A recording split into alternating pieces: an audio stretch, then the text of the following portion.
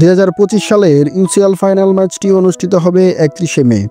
Venue জার্মানির Munich শহরের alliance arena. স্টেডিয়ামটির এই দীর্ঘ যাত্রায় এ পর্যন্ত 4 বার ফাইনাল ম্যাচ অনুষ্ঠিত হয়েছে। অবাক আর আশ্চর্য হবার মতো বিষয় হলো এই 4 বারই চ্যাম্পিয়ন হয়েছে নতুন কোনো দল। যে তালিকায় আছে ইংলিশ প্রিমিয়ার লিগের ক্লাব নটিংহ্যাম ফরেস্ট, ফরাসি club Olympique মার্শেই, German club Borussia Dortmund এবং সবশেষ ইংলিশ প্রিমিয়ার লিগের ক্লাব চেলসির হাতেই প্রথমবারের মতো উঠে আরাধ্য সেই ট্রফি। তাই গুঞ্জন উঠেছে এবার কি তাহলে পিএসজি অথবা আর্সেনালের পালা, কারণ তাদেরও যে ইউসিএল ট্রফি জেতা হয়নি। তাই তারা এই আলিয়ান্স অ্যারেনার রীতি অনুযায়ী সে স্বপ্ন বুনতেই পারেন। তৎকালীন মিউনিখ স্টেডিয়ামটির ধারণ ক্ষমতা ছিল 55,500। 1979 সালে ইংলিশ ক্লাব নটিংহ্যাম ফরেস্ট এবং সুইডিশ ক্লাব মালমো এর মধ্যে ফাইনাল ম্যাচটি অনুষ্ঠিত হয়েছিল। ট্রেভর জন ফ্রান্সিস এর একমাত্র গোলে ইউরোপ সেরার মুকুট মাথায় পড়েছিল নটিংহ্যাম ফরেস্ট। ফরাসি ক্লাব অলিম্পিক মার্শেই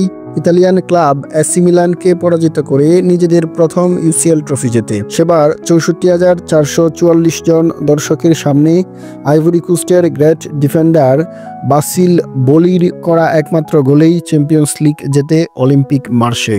বরুসিয়া ডর্টমুন্ড প্রথমবার ইউসিএল শিরোপার স্বাদ পায় এই মিউনিখ স্টেডিয়ামে।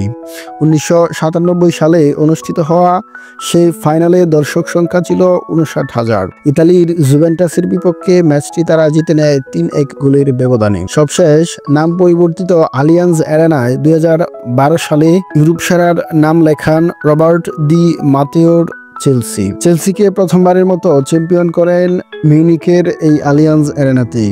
প্রতিপক্ষ ছিল আলিয়ান্স অ্যারেনার প্রতিটি ঘাসের সাথে পরিচিত বায়ার্ন মিউনিখ।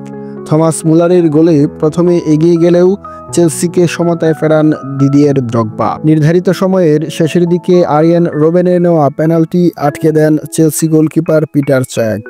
নির্ধারিত সময় শেষে খেলা গড়ায় পেনাল্টি শুটআউটে 4-3 গোলে শেষ পর্যন্ত শিরোপার নিষ্পত্তি হয়।